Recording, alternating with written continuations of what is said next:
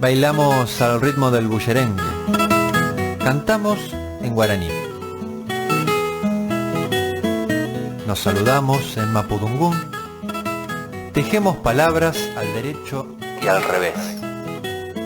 Y seguimos caminando con nuevas preguntas. ¿Cuántas formas de decir quiénes son? De pueblos y caminantes. Ya se viene el contrapunto, presten toda su atención. Arranque con su razón, yo lo escucho atentamente, pa' cantar sencillamente lo que dicte el corazón. De pueblos y caminantes. Pensamos que la cultura viene a ser la levadura del pan de la libertad. Pueblo con identidad no vive en la noche oscura. Me importa más de dónde vengo que el saber pa' dónde voy. Provincianía es el color del pavo, quien no lo siente no tiene arraigo. Con mate dulce, con mate amargo, de sur a norte con guitarra y canto.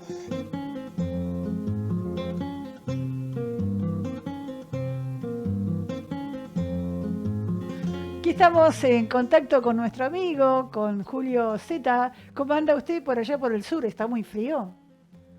Hola Lila, hola compañeros, a los oyentes un gran saludo. En una tarde fresca, sí, sur de la provincia, soleada pero con frío. Acá estamos con Picú Sanabria, escuchando atentamente las historias que nos traes hoy. Bueno, como no, Picu, también un gran saludo para vos. Lila, hoy vamos a conversar, o nuestra columna va a tratar de nuevo estos asuntos de los pueblos del oeste medio de la provincia de Buenos Aires, aquellos que están pegaditos ahí a la Pampa, claro. Y luego vamos a viajar un poquito, nos vamos a meter en la Pampa para llegar hasta las Salinas Grandes, a contar unas historias chiquitas, pero bastante ligadas, me parece, a algunos temas que son de tu interés. ¿Ah, sí? Sí, está lindo. Nosotros en la columna anterior habíamos estado recorriendo el pueblo de López Lecube, dejamos algunos datos sobre, básicamente sobre esa forma... Pequeñísima localidad. Pequeñísima localidad, y que tiene ese anclaje, viste, que yo decía, esa fijación al territorio de una forma de espiritualidad. Esa iglesia, Nuestra Señora del Carmen, que está allí rodeada de soledades, en ese territorio pampeano. Uh-huh.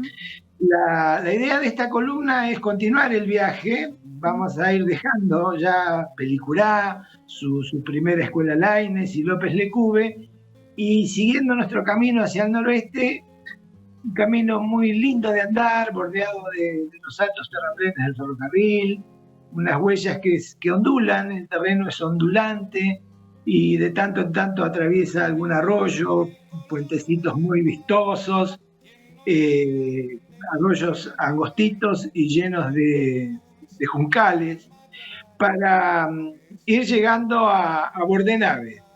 Es un pueblito también chiquito.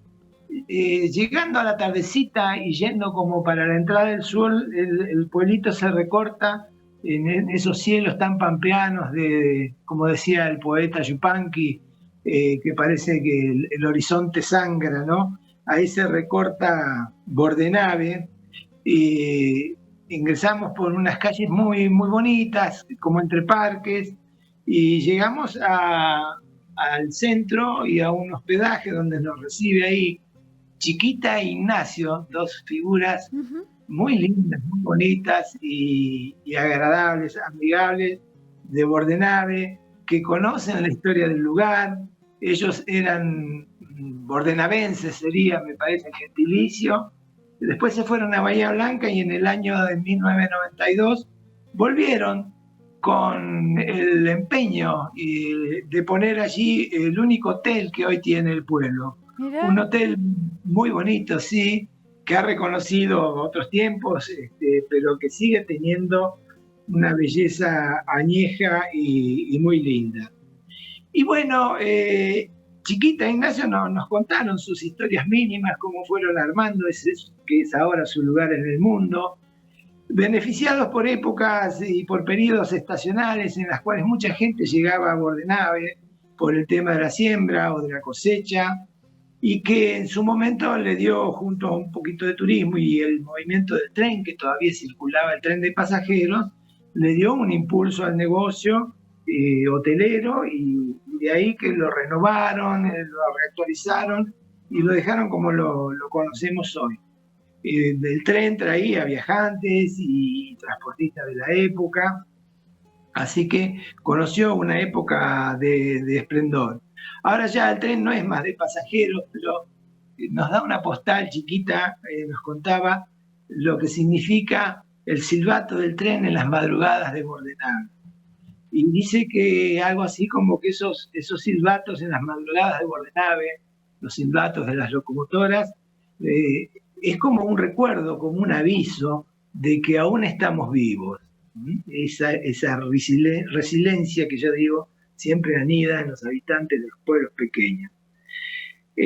Bueno, y allí conversamos con ellos, y mientras repasaban sus historias, que es la historia de la comarca un poco, la que han atravesado durante sus vidas, nos hablaron de lo que era seguir hasta Darregueira y meterse en el territorio pampeano, y nos contaron una pequeña mitología que le otorga magia a algo que particularmente yo siempre señalo como de mucho valor, que es el Caldén. Y ellos nos hablaron de una pequeña mitología del Caldén. Sí, nos contaban que el Caldén es una planta tan arisca y tan histórica y tan profundamente metida en la tierra de la Pampa, que solo da sus semillas, y esas semillas solo dan vida cuando han atravesado por el cuerpo de un animal. Claro. Generalmente la hacienda, los primeros que se meten. Claro. Entonces, porque nosotros interesados le preguntamos cómo podríamos hacer para hacer caldenes y tener esas plantas de caldenes, y bueno, lo único que tendrías que tener el milagro de comprar no ya una chaucha, sino una semilla, que son pequeñas, que haya atravesado por el estómago de una vaca. Me hace acordar a Pantalones Cortos, donde cuenta Arturo Jaureche, contaba que en Lincoln los gorriones eran los que responsables de la siembra del talita, que es otro clásico en lo que queda, en los pequeños bosques que pueden llegar a quedar en la provincia de Buenos Aires, después de lo que ha sido la expansión del monocultivo y de las fumigaciones. Bueno, pero esos son los árboles más propios, más típicos, más rústicos que han quedado, ¿no? El Caldén, el talita, y ahí. Auténticamente de nuestra región, auténticamente americana. Sí, sí. ¿No? Claro. Por eso tienen tanto valor, y a mí me generan un interés particular, digamos. Son bonitos además, son achaparrados, pero tienen realmente impactan. Esos Mirá montes. qué bueno la tradición, la historia de tradición que te han contado. Sí, los hoteleros, ¿no? Ellos son hoteleros. Los hoteleros que reciben y cuentan, son dados a contar su historia. Vaya a saber por qué misteriosas razones. Yo creo que llegarse hasta allí, visitar ese lugar, para ellos es también la oportunidad de recrear su vida, contarla, y que otros se lleven en su mochila algo de sus propios recuerdos. Que hoy veníamos hablando en la primera tramo de Pueblos y Caminantes, cómo los saberes, la propia identidad se arraiga al territorio, y es como separarlo de su territorio a las personas es cortarles su continuidad, ¿no? Es el quiebre y el gran conflicto en su identidad, y ellos fueron en busca de su identidad, seguro, al volver para Bordenave. Sí, sí. Volvieron a ese su Hotel Ramajo. Hotel Ramajo. Si algún caminante llega por el sur, por el suroeste de nuestra provincia, recuerde que allí en ese Hotel Ramajo va a encontrar gente muy, muy amable, muy hospitalaria, y con la que uno se estaría los días escuchando y conversando con ellos. Pero bueno, tuvimos que seguir porque todo, uno no se puede eternizar allí y bueno, aprovechamos para recorrer Bordenave, que tiene una estación muy bonita, muy arreglada, todavía el tren de cargas pasa por allí, la estación está muy cuidada, parquizada, y hay un ícono que también nos comentaron ellos, que es el del monumento al gaucho, un ícono de la región, un ícono de Bordenave, un monumento que se inauguró en noviembre de 2017, en el 111 aniversario del pueblo y a los 183 años del natalicio de José Hernández. Una marca, un indicio de la criollidad del lugar también presente allí en el lugar. Es un monumento que llama la atención, tiene la particularidad de unos escultores solares, Antonio Baguet y Héctor Schwertz, por sus relieves que después se repiten en la iglesia de San Antonio, una iglesia que fue inaugurada en 1970 y que se consideran estos relieves por el tipo y la especificidad los segundos monumentos de este tipo en la Argentina. Así que en esa iglesia de San Antonio hay detalles también para el caminante que se quiera detener para ver realmente toda la secuencia de la pasión de Cristo en relieves, ¿no? A la entrada de la iglesia, en un espacio amplio también muy, muy parquizado, y es muy interesante de ver. Y bueno, había que concretar un poco estas historias que nos contaron Chiquita e Ignacio y irnos para los Montes de Caldén. Y ahí me viene a cuento, yo me acordaba de una canción de Rubén Lena que la hicieron famosa los olivareños, y dice: cuando empieza a amanecer y aclarar el horizonte, se comienza a divisar el negro perfil del monte.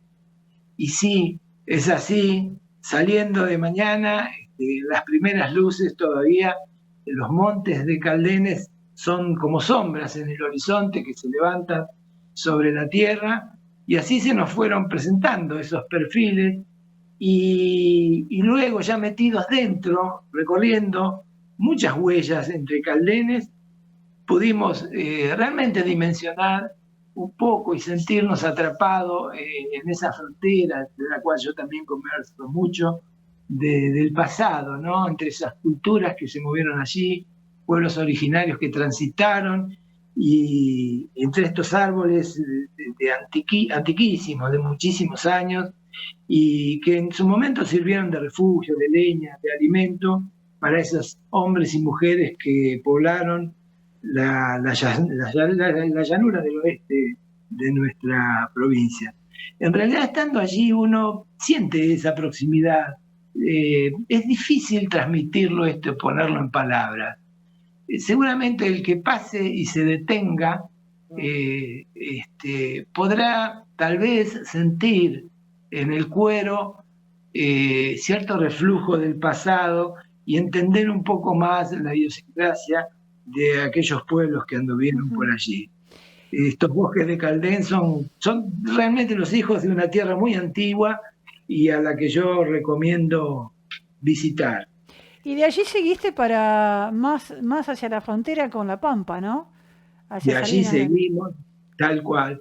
Pasamos por Darregueira y ahí nos encontramos con unos árboles tallados en la plaza, una cabeza de David que es reproducción de un original que trajo desde Europa Dardo Rocha, que está en la Universidad Nacional de La Plata, en la Facultad de Bellas Artes, y que sirve como ejercicio de preparación a los escultores y que ha servido. Y una de esas copias está ahí en Darregueira, y que, bueno, es justamente la extensión de aquel propósito de Dardo Rocha de sembrar un poco el arte de la escultura en la nueva ciudad y en la nueva provincia. Y bueno, ahí sí, ya nos fuimos cruzando para Huatraché, entrando a la provincia de La Pampa, y yo pensaba, ahora decimos entrando a la provincia de La Pampa, pero en realidad en el periodo que a nosotros a veces nos interesa instalarnos en nuestros relatos, es una historia territorial que no tenía ese límite marcado en un mapa que estableció después el Estado, digamos. Era un territorio común. La historia de la provincia de Buenos Aires en ese sentido es metida en este lugar y traspasa los límites arbitrarios que se fijaron posteriormente, ¿no? Hombres y mujeres de esa tierra no necesitaban trazar límites en un papel para reconocer su pertenencia.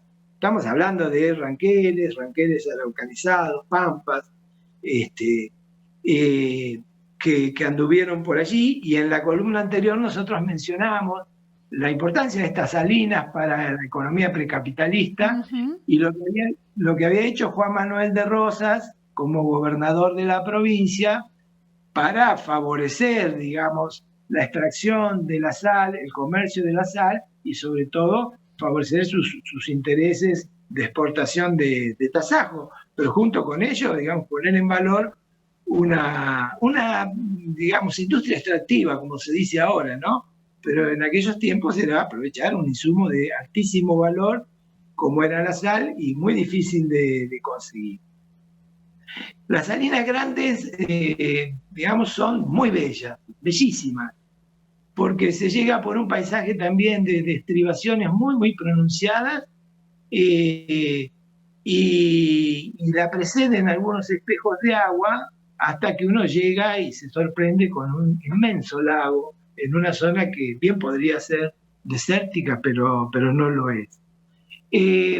Se puede ingresar, se ingresa caminando a la actual zona, digamos, de funcionamiento, en la cual hay restos arqueológicos de los distintos momentos de explotación de las salinas.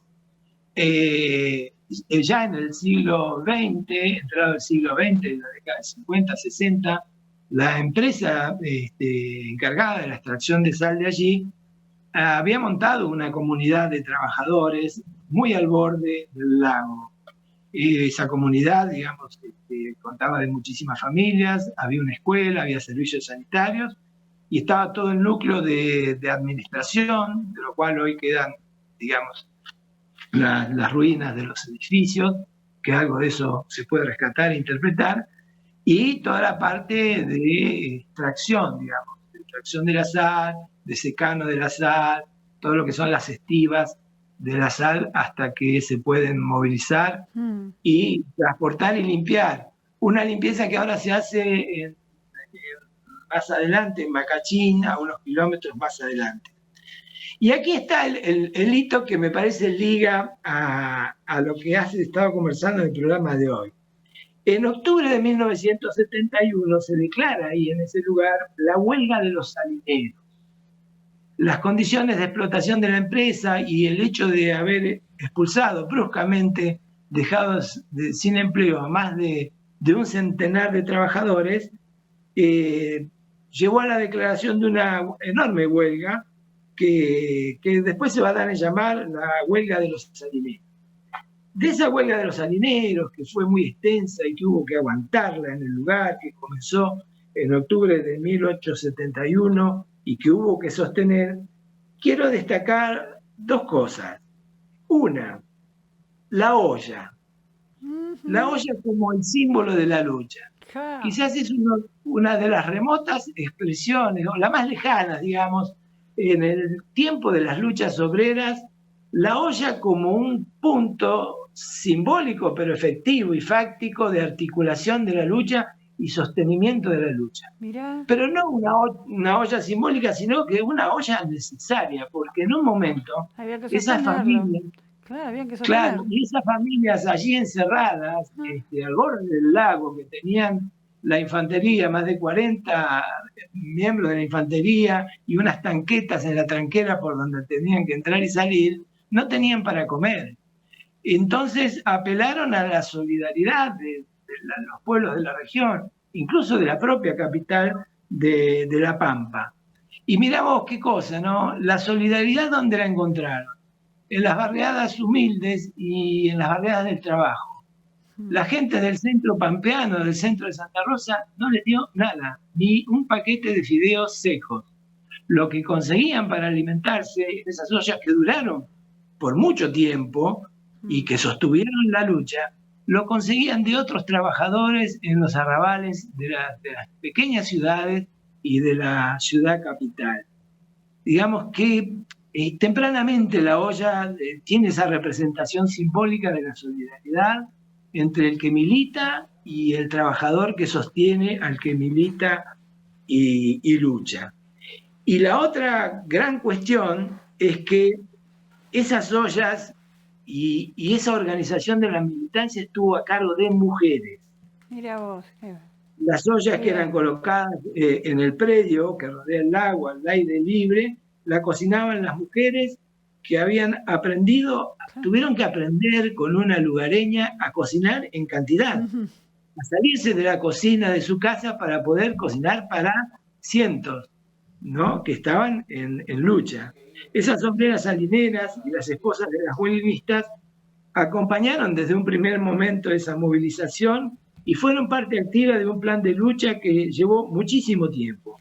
Se enfrentaron con rompehuelgas, fueron a las asambleas, interpelaron a los jefes ejetistas y a los policías que llegaban al predio y le dieron componente a una marcha como nunca se había visto hasta entonces.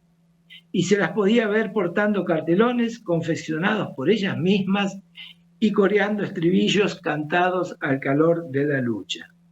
Dice un artículo al respecto, hablando de la huelga de los salineros, Norberto Aschini, dice que estas mujeres fueron de una importancia fundamental, sobre todo ante las vacilaciones que sobrevinieron en el tiempo. Cuando la lucha se feminiza, significa que se le da tanta seguridad que no hay marcha atrás. No hay recule posible, dijo un lugareño, Topet, y un trabajador, digamos, involucrado en esas luchas, durante una entrevista cuando tuvo que hablar de aquel momento de álgida lucha y una trama de solidaridad sostenida por mujeres. Esas son las historias mínimas que hablábamos al principio, esas pequeñas historias, pero que hacen a la identidad de una región, de un pueblo, y que necesitamos tanto saberlas, ¿no? Que las comentemos, que las difundamos, esas historias colectivas. Así que hermosa tu columna de hoy, necesaria, Julio, que estábamos por Salinas Grandes, ¿no? Allí justamente donde estaba instalada esta fábrica, ¿verdad? ¿Al lado de la provincia de La Pampa ya? No, ya provincia de Buenos Aires, ahí está el límite.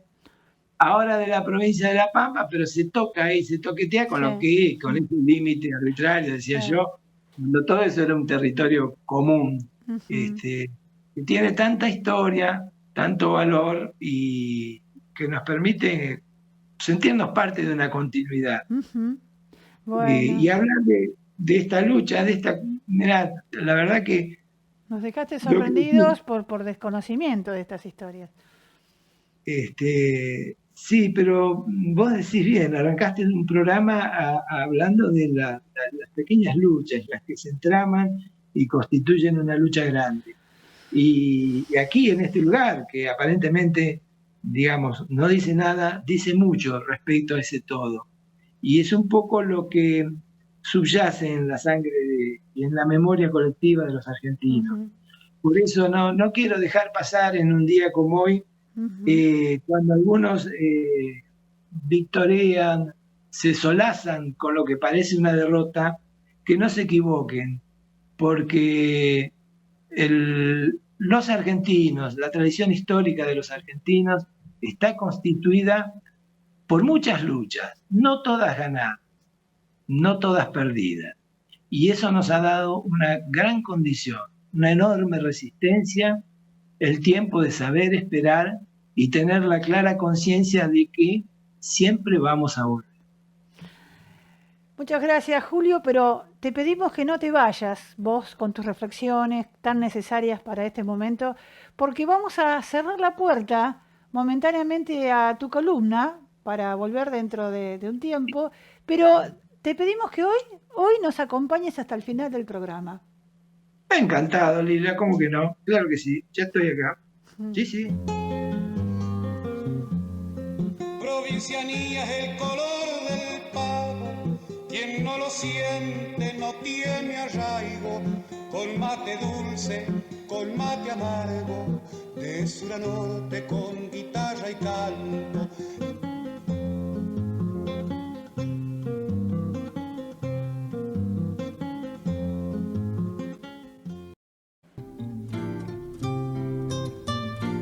Entre tu pueblo y mi pueblo hay un punto y una raya. De pueblos y caminantes. Caminando por el mundo se ven ríos y montañas, se ven selvas y desiertos, pero ni puntos ni rayas.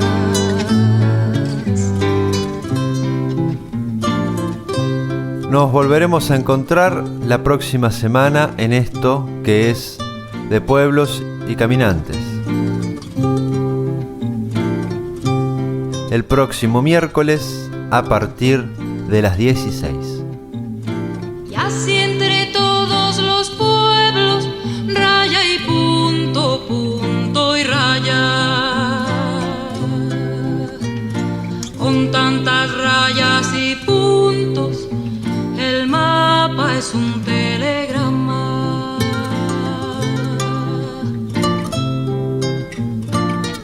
De Pueblos y Caminantes.